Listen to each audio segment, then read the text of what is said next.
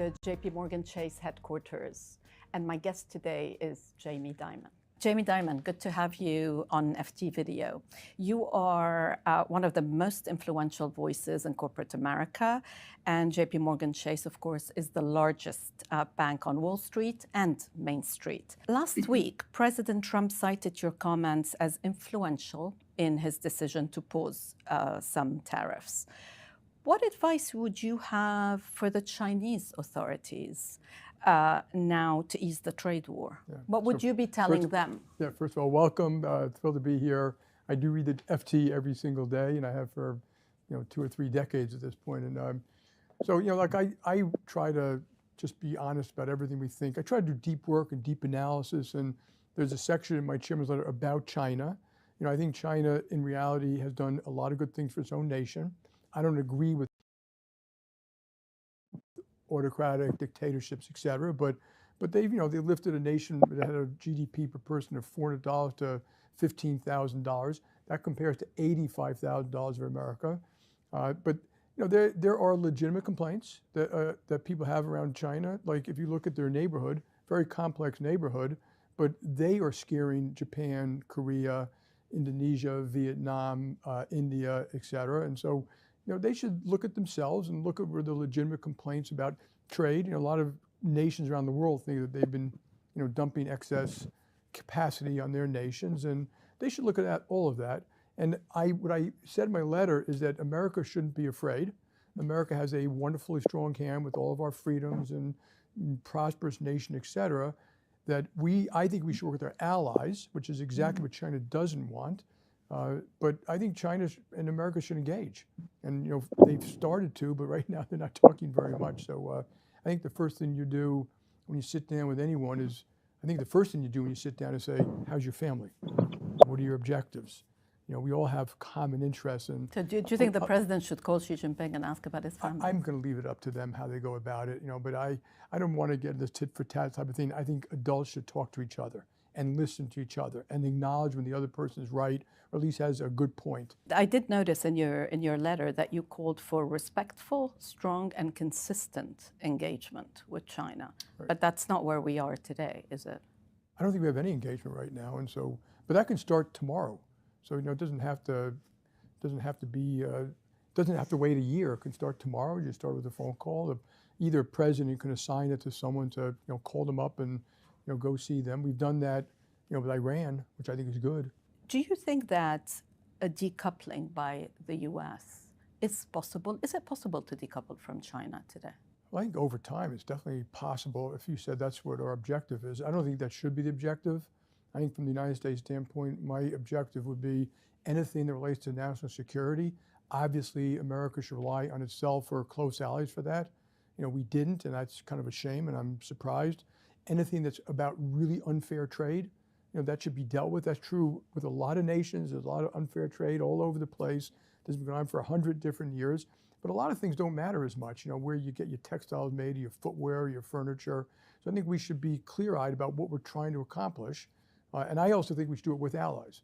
I think if the Western world, I would want to negotiate eventually with Europe, with the UK, with Japan, Korea, Australia, Philippines, and have a very strong economic relationship, and also then face off with China and say, we want to trade with you, but here are the terms of trade that we all think are fair and reasonable.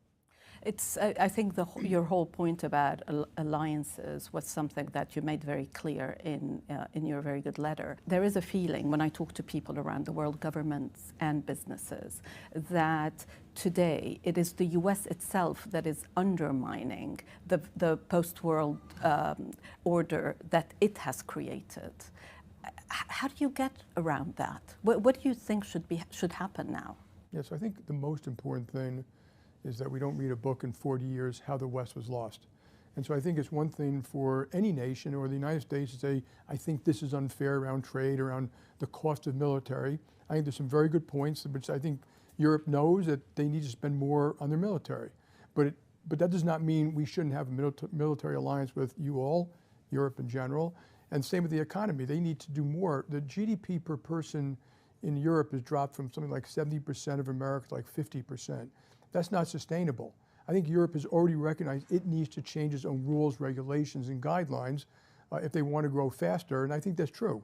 But it should be done with us. The goal should be, in my view, to strengthen Europe and get them closer, not to get them weaker and get them further. So, I think fragmentation of the world is a bad idea, fragmentation of the Western world, and you can end up with the world looks like before World War I and World War II, where it's almost every nation for themselves trying to figure out how they're going to protect themselves. And unfortunately, that might lead to proliferation of nuclear weapons. What are the consequences for JP Morgan Chase of this potential fragmentation? Well, I think from a company standpoint is that, Warren Buffett talks about the resiliency of America if you just invested in America. I think that's been true, but part of for any company here, and a lot of companies around Western companies around the world, having a strong America has been good for them, and having a strong Western world has been good for them. So if that wasn't true, I think it would put us in a much more weakened state. I'm talking about over 40 or 50 years, not the next 3 years or so. Let's talk about the markets, because JP Morgan is a big trader in treasuries, and I'd like to hear your understanding of what happened in the treasuries market last week. Who was selling? To what extent was this episode? To what extent did it show vulnerability to leverage hedge funds, like on the basis trade, for example? Yeah, I don't personally think that's the big issue. Okay, there is leverage in the system. There's always leverage in the system, and there clearly was hedge fund deleveraging, which caused some of this. I think the real issue is there's ongoing uncertainty around tariffs, potential retaliation, how you can restructure your manufacturing supply chains if you were able to do that. I think those things are far more important. And obviously, it was dollar weakness and 10-year bond weakness. It was a result of that. But it happens in the short run. Of course, you have deleveraging, and that may be somewhat over for now. We'll see. You didn't see anything disorderly in the markets last week? It was disorderly to the extent that it was a rapid move and stuff like that, but it wasn't. No, we saw most other markets were fine. But credit spreads gapped out. If you look at what it means to the world, volatile markets.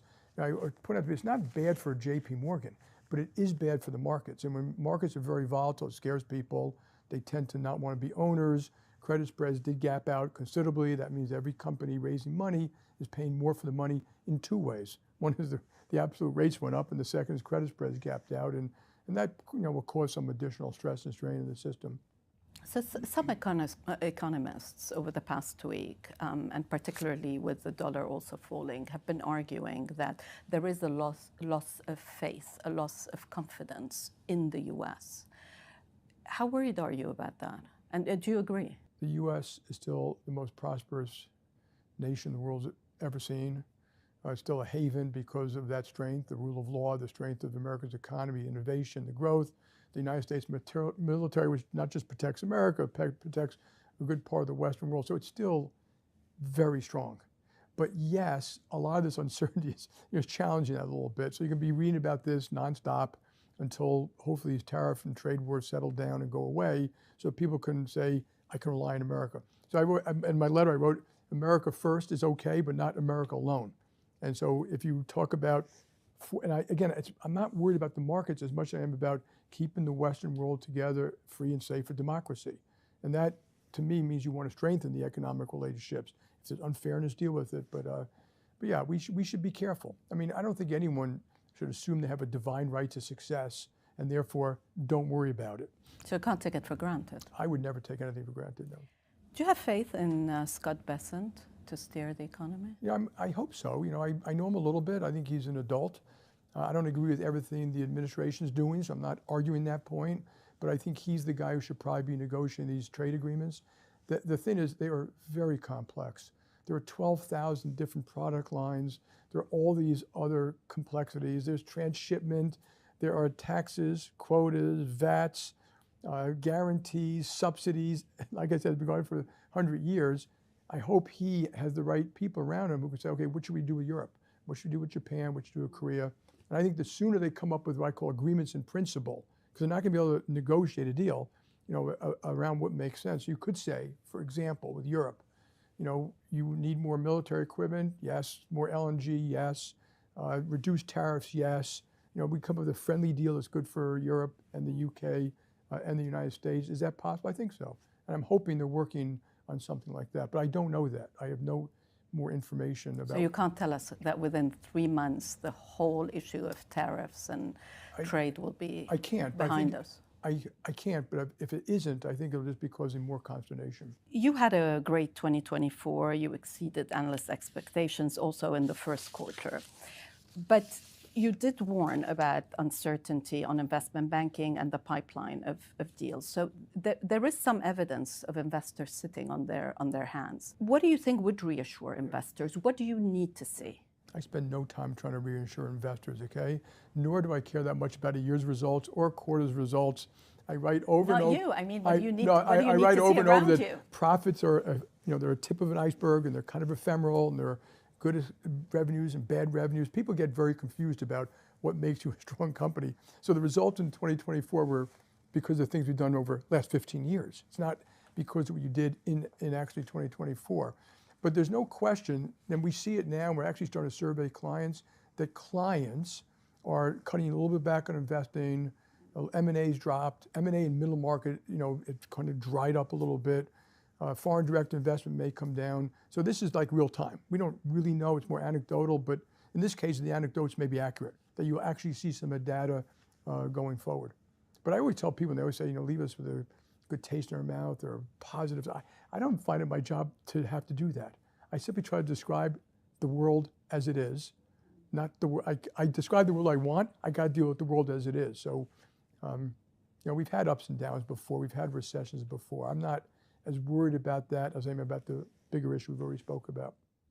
It just feels that today, last week you said recession 50-50. It's almost every day you have to assess the risk of recession.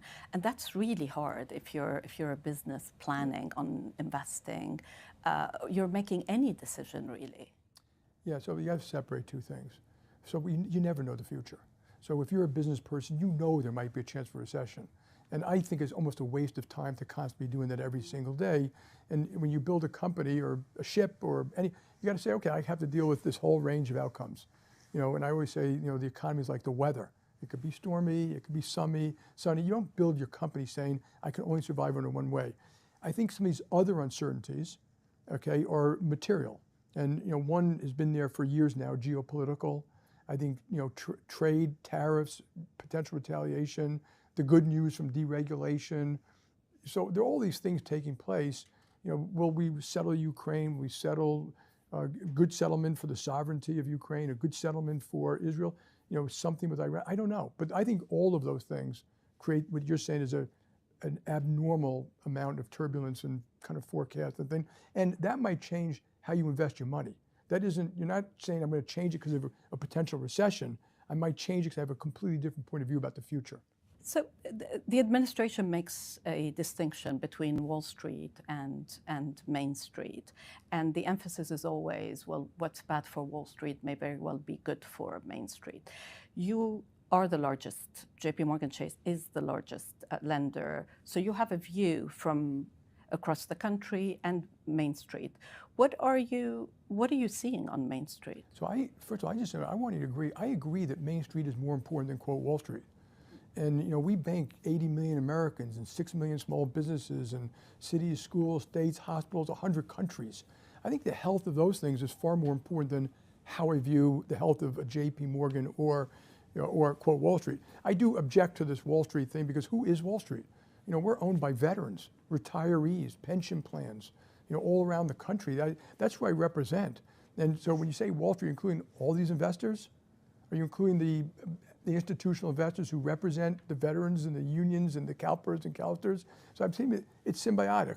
Every time a big company makes a plant that hires 5,000 people, it hires 20, usually outside of that plant, of 20,000 people that appear in small business. And so to me, it's just a misnomer when you do it. But the health of the economy, if you grow the economy, I wrote in my letter, if we've grown at 3% a year over the last 20 years as opposed to 2, that's $15,000 more of GDP. That would have lifted up all of society. And very importantly, the lower income side. And that's what people forget. If you grow the economy, they will benefit the most. When you shrink the economy, they actually get hurt the most. And so, to me, yeah, our goal should be getting the whole, now I wouldn't even say the middle class, all of it can do better if we do a good job managing these economies. But are you starting to see stress on corporate and consumer? Consumer, very little, but people writing about is that credit losses have gone up, but they've really normalized. They can continue to get worse, they've normalized. Jobs are still there.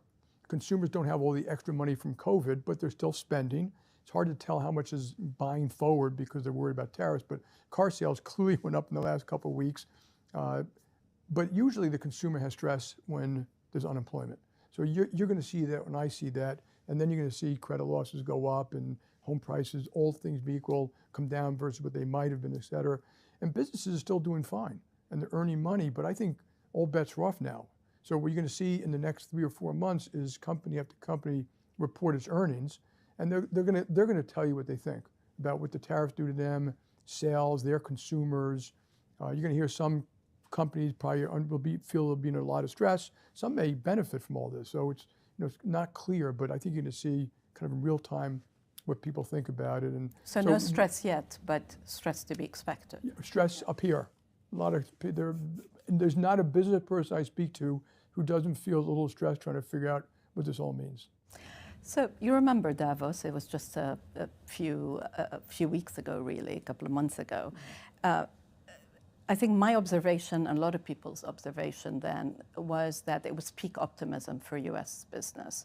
Everyone was excited about taxes, deregulation. Everyone was playing down, all of the potential downside. I wasn't one of those, by the way, so go ahead. Okay, that's good to know. Although you did make some statements that surprised a few people there. Like what? But do you think corporate America and Wall Street underestimated the revolutionary nature of this administration? Yes, I do. Yeah, and I remember I always say with American exceptionalism, there's a really big but. And the but is that we borrowed, since COVID, for 5 years, we borrowed and spent $11 trillion. And that $11 trillion showed up in the hands of consumers. They had a lot of excess cash, credit losses came down, they spent a lot of that. It created some of the inflation, it created growth, it also created corporate profits. It's a big but. So, when we still have a deficit of $2 trillion a year, that's still a big but. Like when you're spending that kind of money, there's another side to that mountain, and there probably is. So yeah, I think America's exceptional, but it wasn't quite that exceptional. If Europe, for example, had borrowed another $1 trillion and spent it, their GDP probably would have been $1 trillion higher.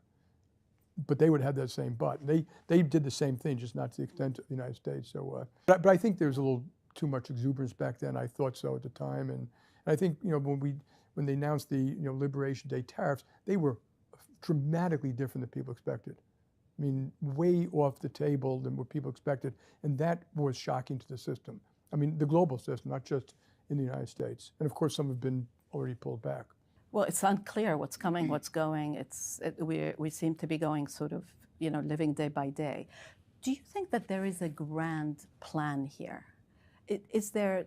I often hear administration officials talk about a transition. What is the destination? Is there a particular destination here? I don't know. I mean, you really have to ask them. And so, like I said, I'm hoping that the destination, I understand we need to resource certain things, and I think that's true, and I think we need to protect national security, reshoring, particularly around national security, unfair trade, but we have a lot of advanced manufacturing here. In fact, we're doing work today about what is manufacturing. Manufacturing includes, footwear, textiles, furniture, low value, like putting together toasters, all the way to some of the highest value stuff in the world, and you should be very thoughtful about that. So, to the extent that those things need to be fixed, they should be fixed. The goal should be, in my view, to strengthen the global alliances, help Europe get through its issues, maybe point out their flaws, but help them get through it, acknowledge that it wasn't always one way. When I go to Europe, I get a lot of complaints sometimes about, you guys also did this, and that's true. It was not a one-way street, and so I hope, cooler heads prevail. The president accomplishes what he wants to, but we keep the Western world together militarily and economically. That, to me, is the only super important thing. So when I talk to businesses in Europe today, one of their questions is why is the business community in the U.S., why is corporate America not speaking out, resisting more? I know you've spoken out, and as we said last week, obviously you had an impact. But is there a bigger role here for the business community? I'm not sure I've had an impact, but because they speak to hundreds of people, And so when you say that, I think a lot of business people are speaking to the president and the administration with kind of constant feedback. And I think when you do that, you have to say what's good for your country. You can't be the global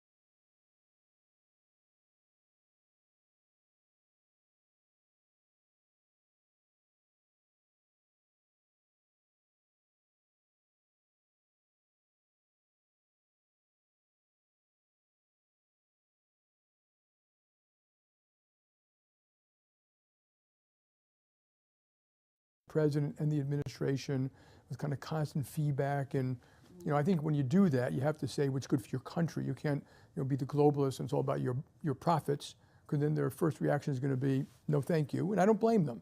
But I think they're getting a lot of feedback. When people say the business community, if you spoke to the business community, their opinions are all over the place. It hasn't coalesced in one place. And some people want to support some of the objectives of deregulation.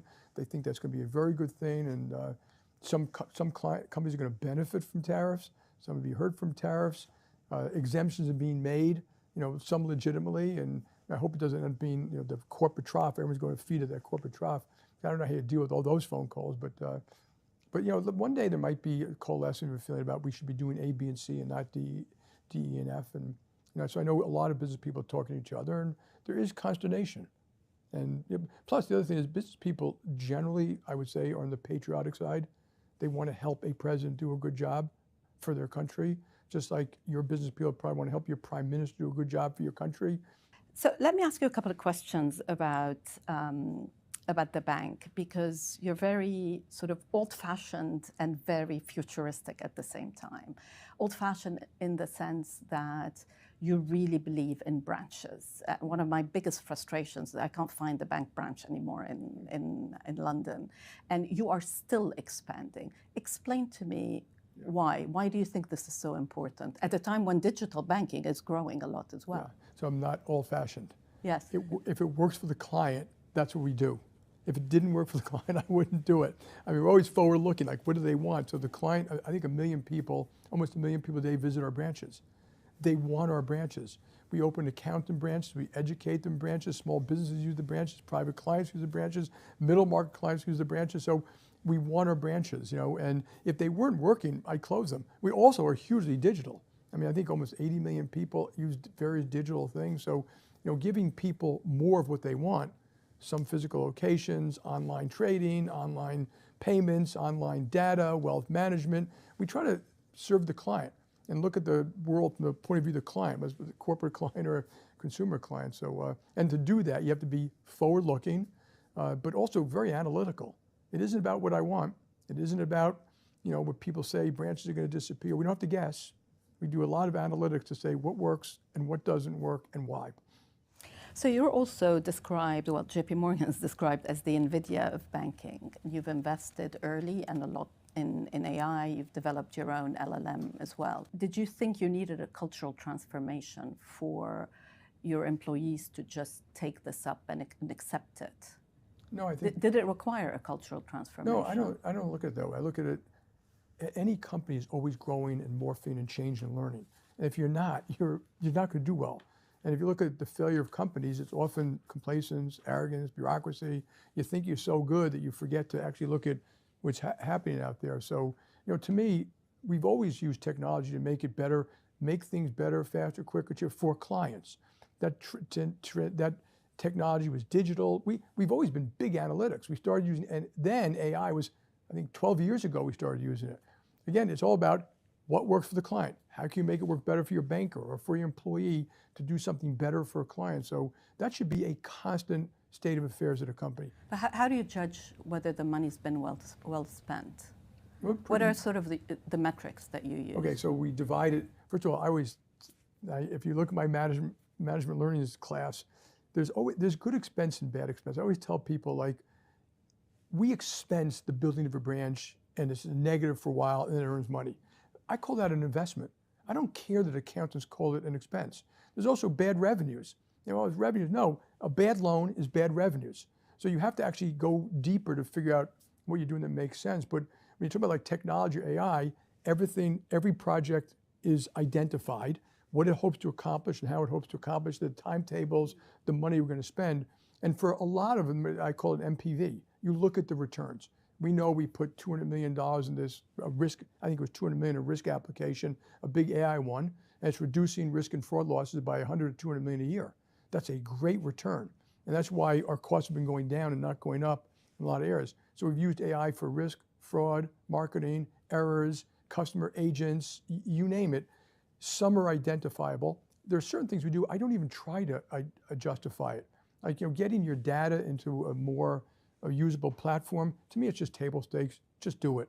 I remember we were doing digital account opening, people wanted to take all the time to analyze, is it going to be worthwhile? It's going to cost a lot of money to build, to integrate in our systems, and and we're going to gain this and lose that, and it'll save space, and I was like, forget all that. The analysis will never be right.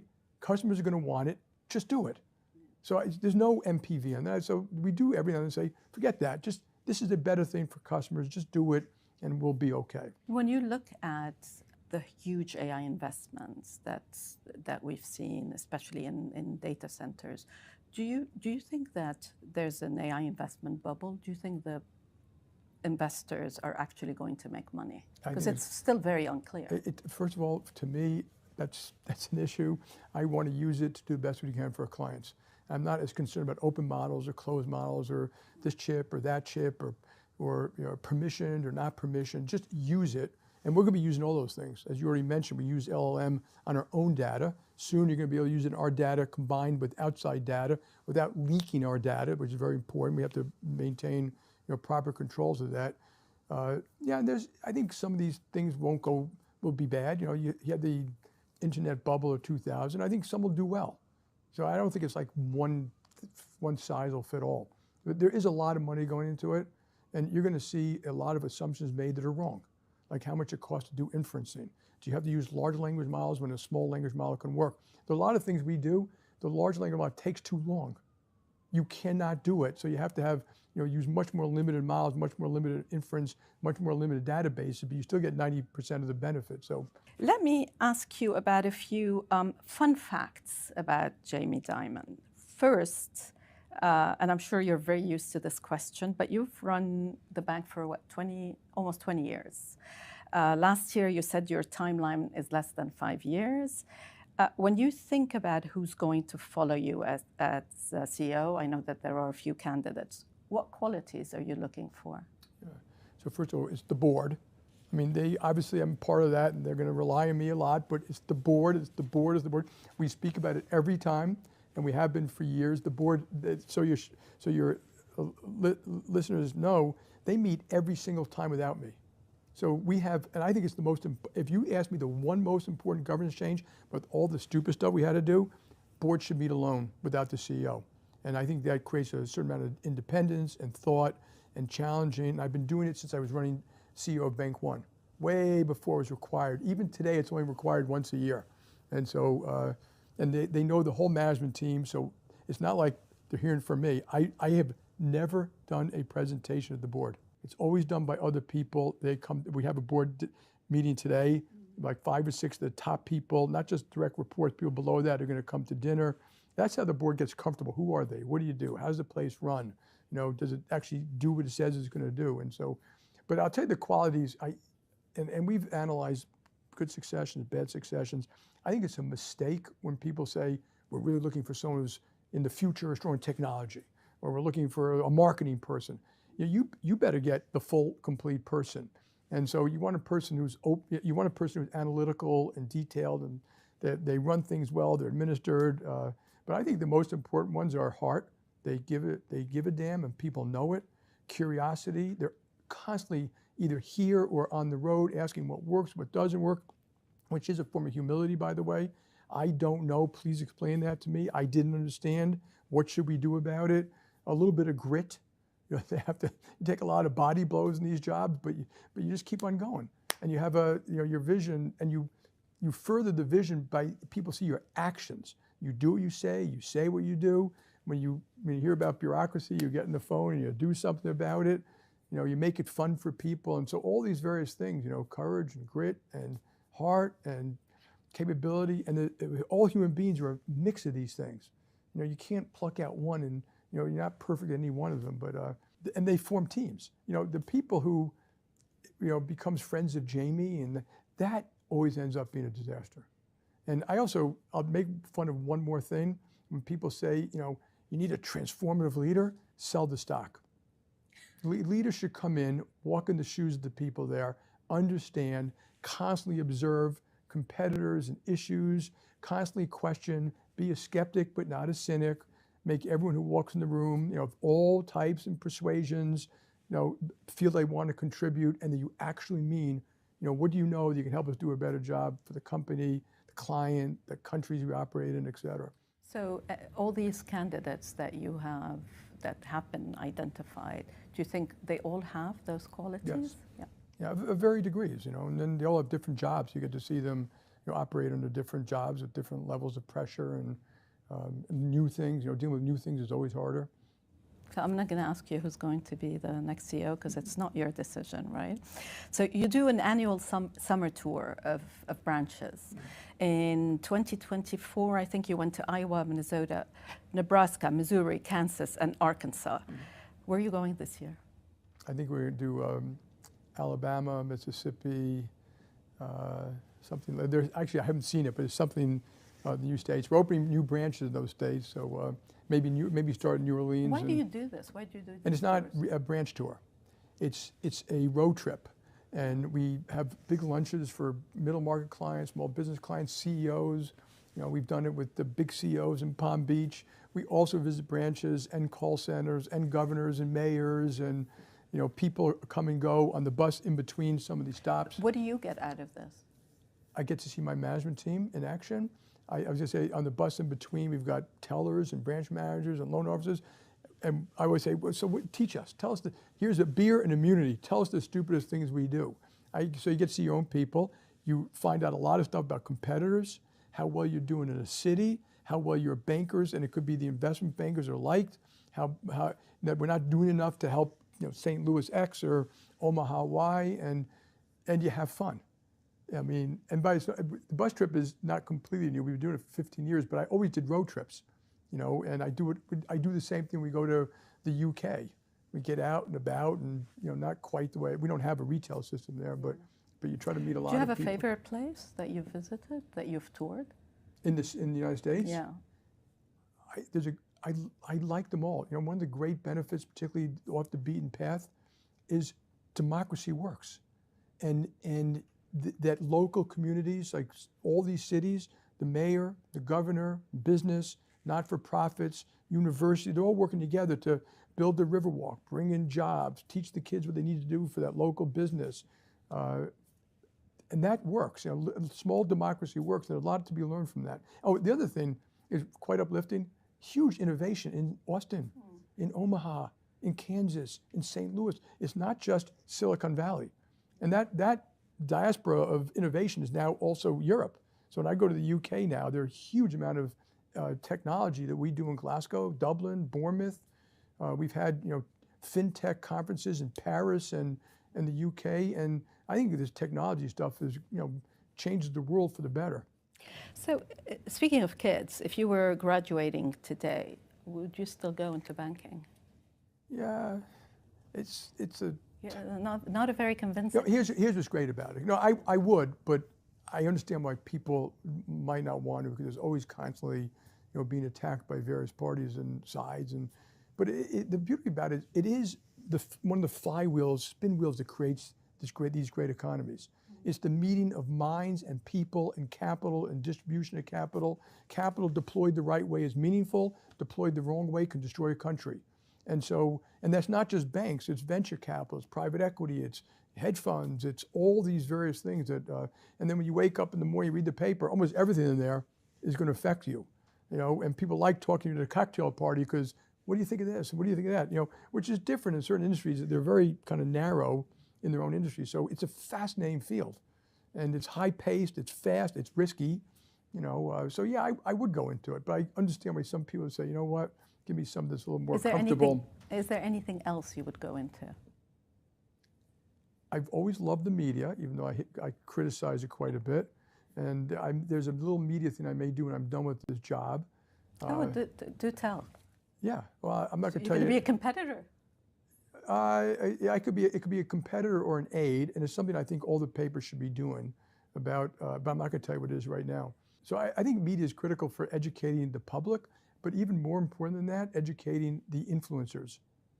Those influencers could be other press, Senate, administrative officials. I'm talking about around the world, politicians, the politicians' staff. And that's where they get a lot of their information from, which is why sometimes they get critical. They spend a little more time understanding the issue before they make it binary, and then just say stuff that just fundamentally is not true and misleading. You read a lot of history. Yeah. What are you reading now? The last book I read was about Eisenhower. I have tons of books by my bed, but I've been really, really busy with these little crises, writing that chairman's letter, et cetera. But I do want to point out to the Brits, because it's just important. And I think people talk about this special relationship because there are articles maybe in your paper and then articles here kind of making fun of the special relationship. In September 1939, okay, from that moment until America entered the war in December of 1941, the UK stood alone and fought Nazism, all by themselves, at great risk to themselves. People don't understand, even in the United States, that the Battle of Britain wasn't this little short thing. It was many months long, 40,000 people died, and they stood alone. They were strong, and they were waiting for help. And God bless them, because the world could look very different if they didn't do that, and it settled. Did you ever consider running for president? Not really. Not really, but not no. No, it got mentioned to me all the time. I'm sure tons of CEOs get it. And I never seriously considered it. I did ask one person once, what does it even entail? And what were you told? That you give up your whole life, your family, you're this, 12 months on the road, raising money, all those things. I was like, I'm just not sure that's me. But you work all the time, don't you? Yeah. What do you do to relax? So I spend a lot of time with my family. Yeah. And my daughters often say, Dad, you need some hobbies. And I tell them, I do. We all go out to dinner, we barbecue, we take vacations together, we used to ski together. I read history books, I like wine, I like music, I like hiking. I can't play tennis anymore, we used to play tennis together. Those are the things I love. I'm not into fancy cars, or I don't do many black ties or red carpets or stuff like that. So, on the weekends I have a country house, all my kids show up, I have 7 grandkids, that's my hobby. And I love reading history, so if I have extra time, I haven't started the podcast yet, though I have tons of them in my phone, because people say, you got to listen to these. But when I'm like walking alone or on a treadmill or something like that, I like to think. I will listen to music, but I like to think. I don't like my brain to be filled 100% of the time with people telling me stuff. Jamie Dimon, thank you. Rula, thank you.